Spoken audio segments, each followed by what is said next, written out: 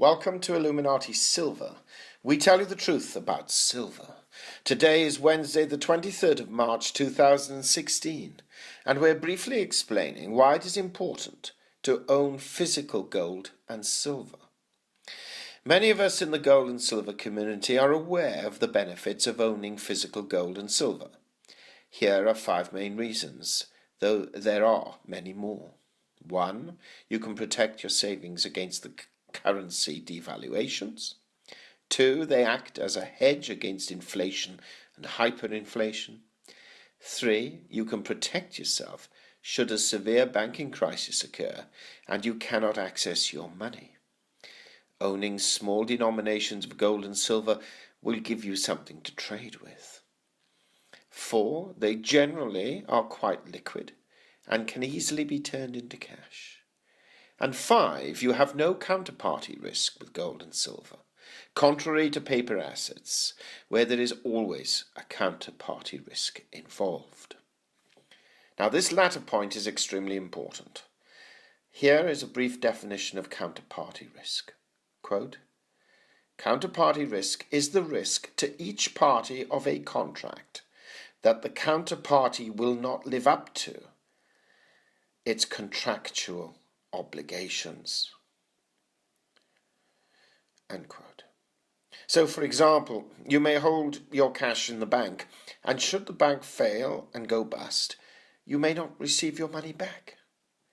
Similarly with company shares and bonds, should the company fail or fraud occurs, these assets may indeed become worthless.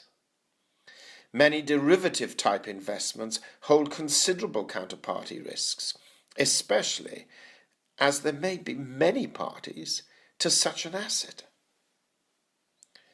What struck us, though, as a more recent phenomenon, where counterparty risk becomes even more tangible, is the issue of cyber warfare, or just plain old computer hacking.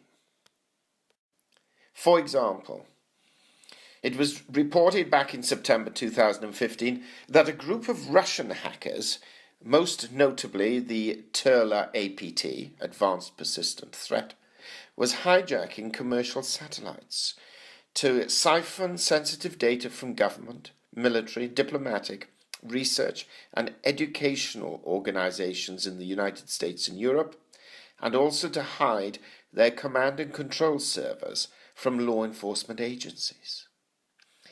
If they can do this, hacking into banks and stock market computers and feeds may indeed prove relatively easy.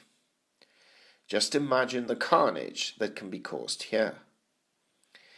According to CNBC back in July and August of last year, a report appeared stating, quote, US officials tell NBC News that Russia launched a sophisticated cyber attack against the Pentagon's Joint Staff and Classified Email System, which has been shut down and taken offline for nearly 2 weeks, unquote. It's not just the Russians one has to be cautious of. According to Business Insider in July 2015, more than 20 million people had their personal information stolen when the Office of Personnel Management, OPM servers, were breached by Chinese hackers. Even more recently, in fact just a few hours ago, it has been reported that Bangladesh Bank, the country's central bank, is considering filing a lawsuit against the Federal Reserve Bank of New York after cyber hackers stole $81 million from its account. These are just some of the issues that we know about. It's not beyond the realm of possibility that one can have one's bank account cleared of all funds, that stock market trades may be forced to stop should hackers gain access to pricing mechanisms. Chaos could occur if cash machines are hacked and stop working, and a whole plethora of other events which may in fact occur. So the key message is simple. Hold a manageable level of cash reserves outside the banking system and also own physical gold and silver and store them in a safe location that can be accessed with a degree of ease. These considerations are important, especially as more of our currency and wealth becomes digitized. We hope you found this video interesting and informative, and if so, please give it a thumb up and share it on Twitter.